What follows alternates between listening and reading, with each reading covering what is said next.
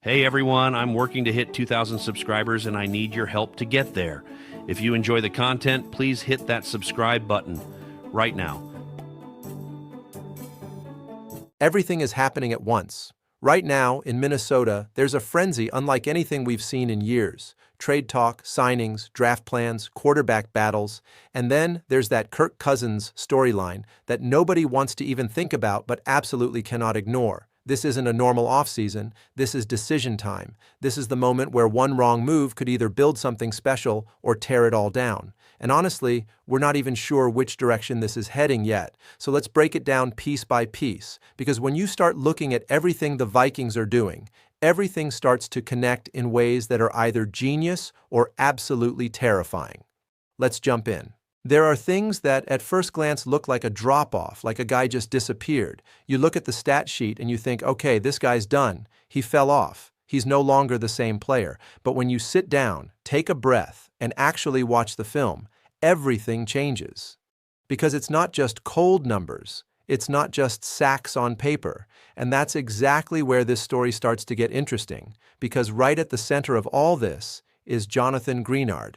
And the Vikings front office is facing a decision that could reshape their entire defense. A lot of people looked at Greenard's 3 sacks last season, and that was it. The immediate reaction was pure regression. He fell off. He disappeared. He's not the same guy anymore. But that's not really the case, not even close. The deeper metrics tell a completely different story. His quarterback pressure rate actually went up. His win rate in pass rush situations improved. The speed at which he gets into the pocket increased. And against the run, things were even better. In other words, he's still a problem for any offense. This isn't speculation either. Brian Flores himself made it clear that Greenard often does the dirty work. He disrupts the play. He forces the mistake. He gets into the backfield and makes things happen. Someone else just finishes it and gets the stat.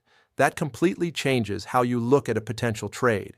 It's not about the sack number, it's about the production he's actually creating. Then there's the other major factor that throws everything into question, and it's his contract. He's set to make big money over the next few years. He's looking for a new deal too. That hits the salary cap hard, and we know the team is trying to balance things financially. They've got Kyler Murray's deal on the books. They've got other pieces they need to keep in place. But at the same time, are you really trading a player who's still this impactful?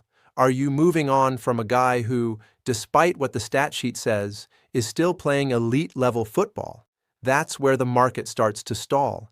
There's interest from other teams. The Eagles have already been mentioned, but nobody wants to pay the full package. They'd have to give up a high pick and pay him what he wants at the same time. And the Vikings aren't desperate either. They don't have to move him if the price isn't right. Then there's one more factor that changes everything and gives the front office real flexibility. Dallas Turner, his presence, his growth, the way he's developing as a pass rusher, it gives them options. No need to rush, no need to accept just any offer that comes in. If a strong deal comes in, if somebody really wants to pay what's needed, great, you make that move. But if not, you keep Greenard and you maintain a dominant defense that can terrorize quarterbacks week in and week out. And that's exactly why this situation is still wide open. It's not about talent. It's not about whether he can still play. It's about price. And that, my friend, can change at any moment. One team decides they need him more than they thought. One offer rises above the rest, and suddenly everything shifts. So let me ask you right now, would you trade Greenard knowing what's really behind those sack numbers? Would you let him go? Or would you lock him up and build your defense around him? Because this decision is going to impact everything else that happens this offseason. And speaking of everything else, there's more chaos brewing right behind this one. While there's ongoing trade talk involving Greenard and this major defensive piece, the front office is already looking ahead. And when I say ahead, I mean beyond the next season. I mean the draft. I mean roster building. I mean planning for what's next when the cap gets tight and decisions get harder. That's where a name starts gaining real traction behind the scenes. Dennis Sutton. And look, this is not just any prospect we're talking about here. He's coming out of Penn State with serious production.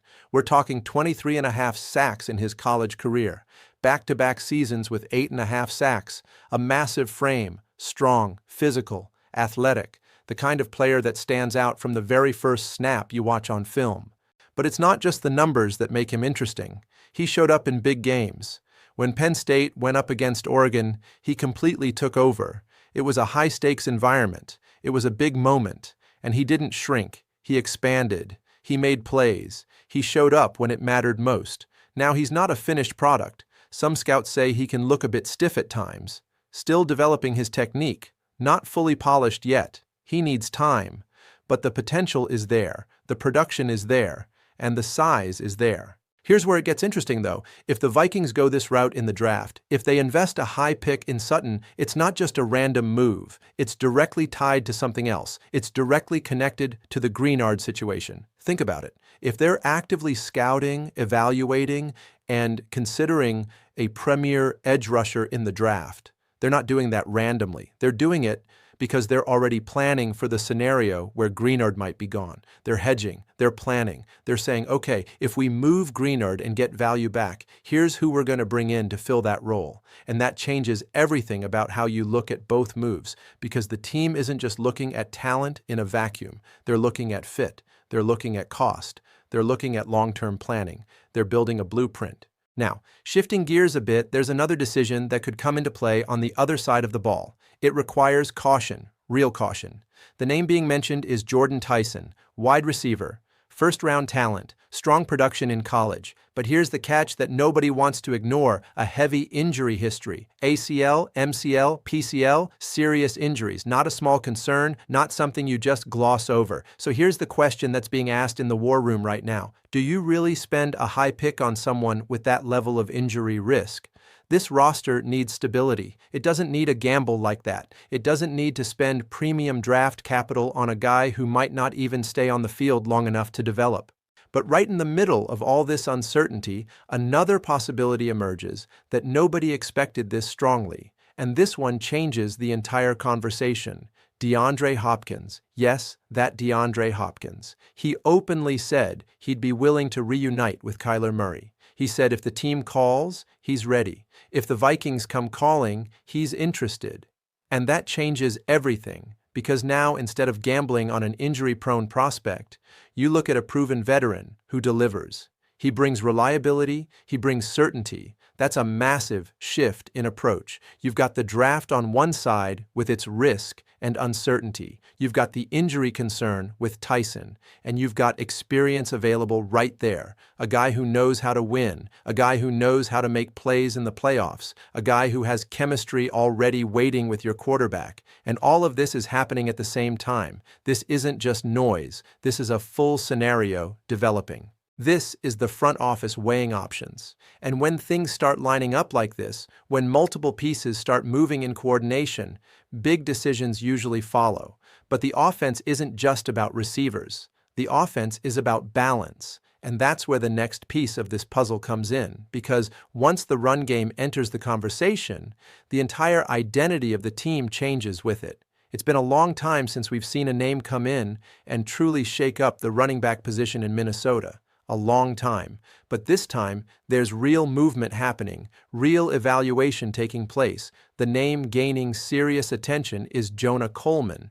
And this wasn't just casual scouting. This wasn't just a phone call or a quick conversation. The Vikings brought him in for an official visit. It was face-to-face. It was a deeper look. It was the front office saying, we need to see this guy in person. We need to evaluate if he truly fits what we're trying to build.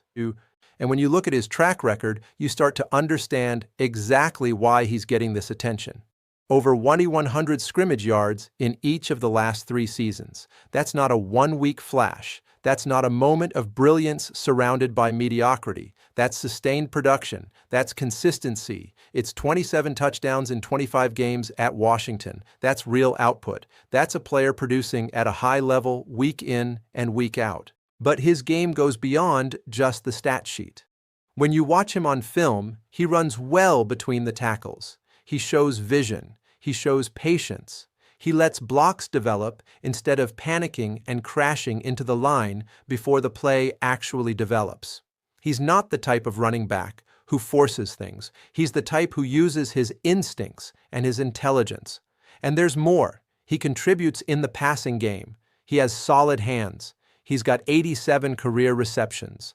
That opens up the playbook. That gives the offense more flexibility. That means you can line him up in space. You can hit him on checkdowns. You can use him as a weapon in ways that a traditional power back maybe can't be used. Now, he's not perfect. Nobody ever is. He doesn't have elite breakaway speed. He's not hitting 60-yard runs every single week. And he's a bit undersized compared to the prototype that a lot of NFL scouts think about when they think about the perfect running back build. But there's one thing that stands out above everything else: ball security. He almost never fumbles, and in the NFL, that's absolutely huge. Nothing kills an offense faster than careless turnovers. Nothing derails a drive quicker than a back that can't hold on to the football. Coleman doesn't have that problem. Then you look at the team context. Right now, the backfield includes Aaron Jones and Jordan Mason. They're experienced players. They're guys who can handle the workload. That means Coleman wouldn't come in with immediate pressure. He wouldn't need to be an RB1 from day one. He could develop. He could learn the system. He could grow into the role. He could spend time understanding the Vikings' philosophy. But here's the thing: if he clicks early, if he finds his rhythm quickly, then everything changes. Because players like that, when they find their groove in the right system with the right coaching, they can rise fast. They can become difference makers. They can transform an entire unit. And here's an interesting detail that's going to hit differently when you think about it. He already wore purple in college. Washington is where he played. Now imagine that transition happening again, now at the professional level. There's something about familiarity. There's something about a guy who knows the state, who's already been successful in the region. And the Vikings seem to be thinking about that too. So think about this scenario. If Coleman fits into this offense that's already loaded with weapons, if he meshes with the system, if he becomes the running back they're looking for, this could completely reshape the Vikings' run game. This could give them something they haven't had in a while: real balance. The ability to move the ball on the ground, the ability to control the line of scrimmage, the ability to set up play action and take advantage of what this passing attack can do. That's when you start talking about an offense that can go toe-to-toe with anybody in the league. But hold that thought, because what's coming next isn't about running the ball. It's about who's actually going to run the entire offense. And this is where things get chaotic. Some competitions are easy to call. You just know who's going to win. You look at the two guys, you know immediately who has the edge, who's going to get the job, who's going to take the starting spot. But this one, there's no clear answer. And that alone changes the entire atmosphere around the team. Because when it comes to quarterbacks, there's no middle ground. You can't just split time and hope it works out. One guy has to be the guy. And right now, nobody knows who that's going to be. The name most people expect to take the job is Kyler Murray. He arrived with high expectations. He has elite talent. He has mobility that can break defenses. He has playmaking ability that changes games. He can do things on the field that very few quarterbacks in the league can do. But there's a concern, and it's not minor. It's not something you can just ignore or hope goes away. Chris Long watched every single snap and was blunt about what he saw. Murray needs to improve how he reads the field late in plays. That's when things break down. That's when he has to scan the field and make quick decisions. That's when the play is falling apart around him and he has to be the one to salvage it. And that matters. It matters a lot because in the NFL, especially in big games, that's when quarterbacks define outcomes.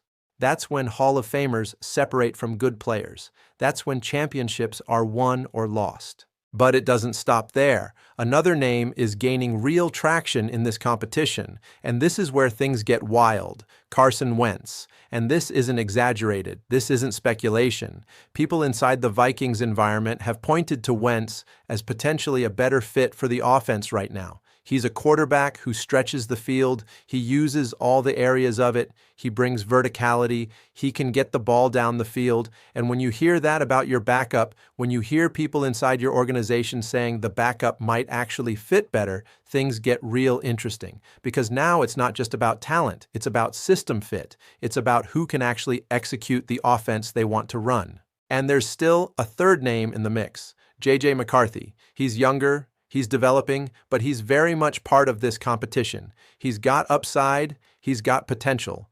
but he's also still figuring things out at the professional level. So nothing is set. Nothing is guaranteed. There is no locked-in starter. There is no coronation. It's going to come down to practice. It will come down to training camp. It will come down to preseason. It will come down to pure performance. Whoever plays better wins the job. And honestly, that's a good thing in theory. It creates real competition. Nobody gets comfortable. Nobody coasts. But it also brings risk, serious risk. Because if no one truly separates, if the best you get is a murky picture, if nobody clearly dominates, the offense struggles. And then what? Then you're trying to build around mediocrity. Then you're hoping that maybe one of these guys finds it. Maybe one of them clicks. But you're not confident. You're not certain. You're crossing your fingers and hoping for the best. And that's not how you build a championship team. So it leads to the big question, can Murray fix those issues in time? Can he improve that late read ability? Can he become the elite version of himself that everyone thought they were getting when they signed him? Or are we looking at a surprise outcome? Because when it starts like this with an open battle, when there's genuine uncertainty about who your starting quarterback is going to be, the answer usually doesn't come until the ball is actually in the air, until the games start, until real competition begins, and by then, things might be chaotic. But stay with me, because the next story goes beyond football. It hits emotion, it hits memory, and it might not sit well with a lot of people wearing purple and gold. Some stories go beyond football, they go beyond schemes, they go beyond stats. They're about emotion, they're about memory, they're about everything you've lived watching this team over the years. The highs, the lows, the moments that felt like they meant everything. And when something like this comes up, you can't ignore it. You can't just brush it aside, because the name back in the spotlight is Kirk Cousins. And this isn't just any conversation. There's a real possibility he could end up signing with the Green Bay Packers. Yes, that's actually real. And just thinking about it already feels uncomfortable. Just saying it out loud feels wrong, because he's not just a former player. He was a leader. He carried this team through key moments. He shared highs and lows with the fan base. He was the guy. And now imagine him wearing the jersey of the biggest rival. That's not just uncomfortable, that's painful. His current situation is interesting. He's still unsigned. The market hasn't fully developed for him yet. And that's where these scenarios start to emerge as real possibilities. Green Bay lost their primary backup. Malik Willis is gone. And they value that position highly. They invest in having a strong backup plan. So from their perspective, it makes absolute sense. They need someone. Cousins is available. The math works. Then there's another factor that makes this even more real. His connection with Matt LaFleur. They worked together early in Cousins' career. There's familiarity, there's trust, there's a history. And in the NFL, that opens doors. That makes things possible that might not be otherwise. When you have that kind of relationship, when you've coached together before, when there's mutual respect and understanding, that matters. That influences decisions. But there are also obstacles, real obstacles. Cousins may not want to be a backup. He might prefer a situation where he can actually compete for the starting job. He might want to go somewhere where there's an opportunity to win immediately. The Raiders and Steelers are also in the mix. There are other options. But if the market doesn't move, if other teams don't step up, if the starting opportunities dry up, this becomes more realistic. And that's the scary part. That's what's making Vikings fans nervous right now. And here's the truth nobody likes to say out loud. Sometimes players go where the opportunity is. Sometimes they follow the money. Sometimes they follow the chance to start or play. And if that happens with Kirk, if he ends up in Green Bay, it's going to feel strange. It's going to feel uncomfortable. It's going to feel divisive. Because one thing is seeing a player leave. One thing is knowing he's going somewhere else. Maybe to a different conference, a different region. But something completely different is seeing him on the other side, seeing him in that green and yellow, seeing him throw touchdowns against your team, seeing him celebrate on your field. And the craziest part, you can't rule it out. When something like this starts gaining traction, when people start talking about it, when insiders start mentioning it, there's usually something behind it. There's usually fire underneath the smoke. So all of this is happening at once. All of these situations, all of these decisions, all of this uncertainty. and it all connects to one central reality about what the Vikings are actually trying to do right now. This isn't just one story, this is everything happening at once across different parts of the roster. There's a potential defensive trade involving Jonathan Greenard that's way more complex than it initially looks. There is a possible draft addition being shaped around the future, around Dennis Sutton, around what happens if Greenard leaves. There's young talent pushing for space on the offensive side, receivers like Tyson, but also the opportunity with DeAndre Hopkins. There's a new running back being evaluated with Jonah Coleman. There's a quarterback battle that's genuinely wide open and could define the entire season. And in the middle of all of it, there's a storyline that hits memory and rivalry and everything fans feel when they watch this team. The possibility of Kirk Cousins in Green Bay. This is not a calm phase.